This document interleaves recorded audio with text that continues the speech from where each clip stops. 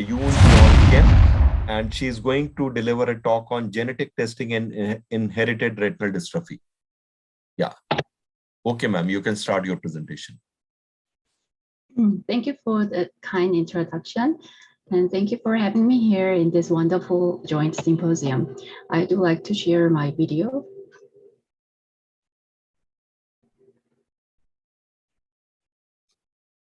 Good afternoon, everyone. My name is Yoon Jeon Kim from Asan Medical Center.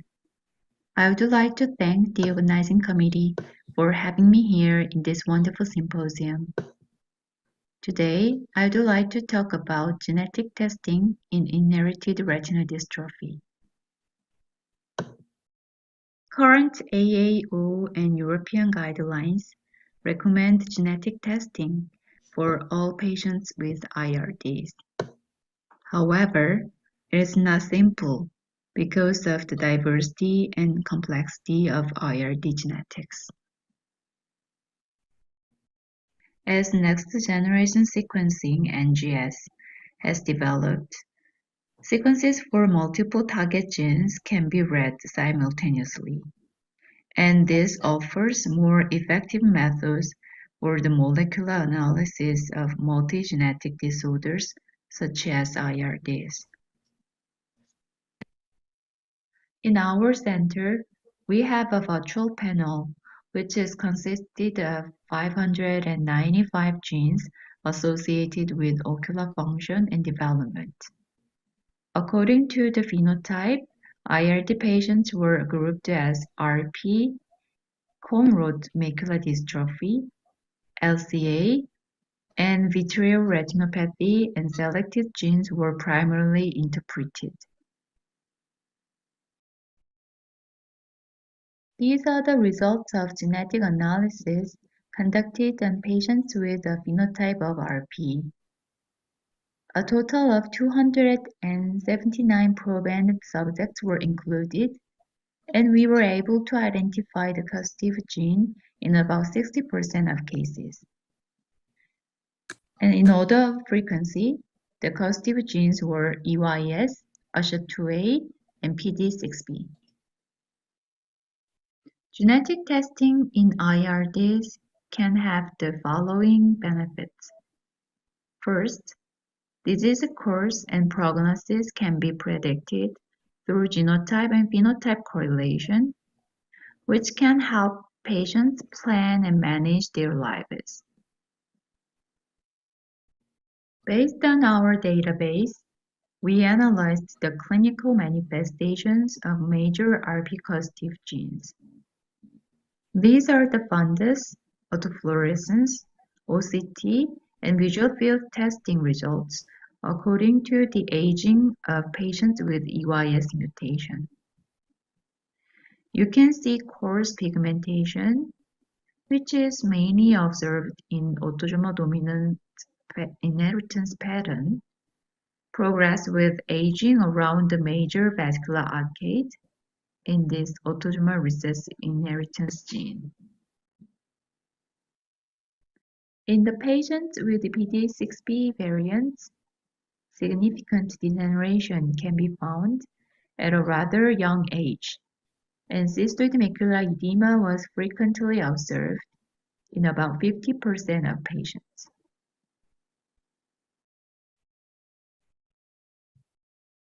And 3/4 of patients with USHA2A variants have vitreomacular abnormality. Within the group of patients with variants of RP1, clinical features were different according to the inheritance pattern. In patients with autosomal dominant mode of inheritance, progressive pigment aggregation with aging was found. Meanwhile, in patients carrying autosomal recessive mode of inheritance, macular atrophy was prominent.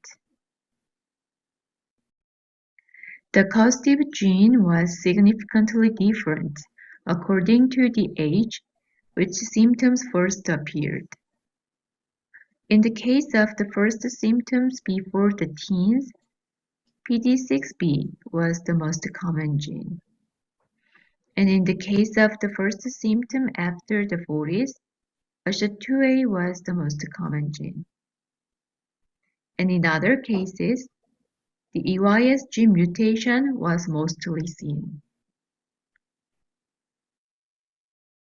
In addition, when comparing the progression rate according to the follow-up period, in terms of functional visual acuity loss, patients with PD6B variant showed a faster BCVA reduction rate. Meanwhile, in terms of structural progression, degeneration progressed rapidly in the ASHA2A group. Second, we can confirm the phenotype-based clinical diagnosis using the genotypes. In 15% of patients, genetic testing changes the phenotype-based misdiagnosis and provides accurate information to patients. This can also help better disease management, including other systemic conditions, and understanding the risk for family members for IRD.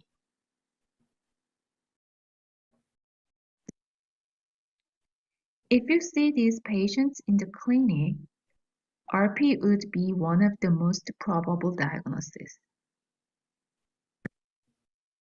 Actually, we originally diagnosed these patients as RP. However, the results for the RP panel was negative, and the final genotype-based diagnosis were changed through whole exome sequencing. The first case was an asymptomatic 24-year-old female revealed to have retinal changes associated with pseudoxanthoma elasticum due to ABCC6 mutation. This 17-year-old male with night blindness was diagnosed with choroideremia after genetic testing. This 45 male patient was diagnosed with X-linked juvenile retinoschisis. Like this case, it is difficult to identify typical characteristics in advanced stage of degeneration, so genetic testing can help to make an accurate diagnosis in these cases. And this 52-year-old female patient was diagnosed with BAT crystalline retinopathy after genetic testing. This last case, a 22-year-old female patient who underwent kidney transplantation was diagnosed with senior Lincoln syndrome after genetic testing. Senior Lincoln syndrome is a kind of ciliopathy which mainly affects eye and kidney.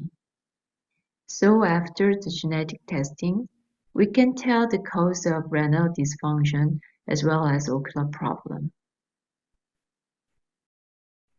And finally, one of the most important things in genetic testing for IRD is to determine the eligibility of potential therapeutics such as gene therapy and not to miss the treatment opportunity.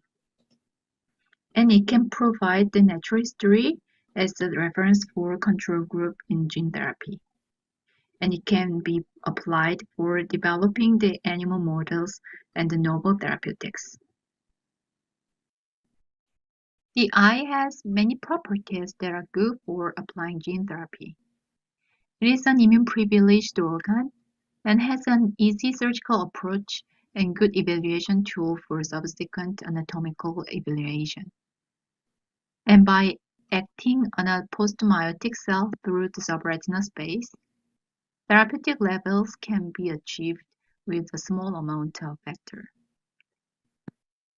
Based on these advantages, Luxturna is the first gene therapy approved by the FDA.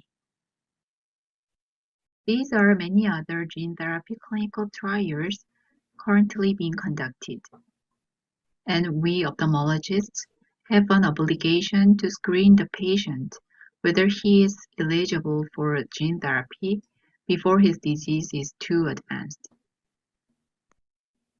To summarize, due to the diverse molecular genetics of IRD, genetic testing is essential for accurate diagnosis. Based on genetic diagnosis, we can predict disease course and prognosis and determine potential candidates for gene therapy.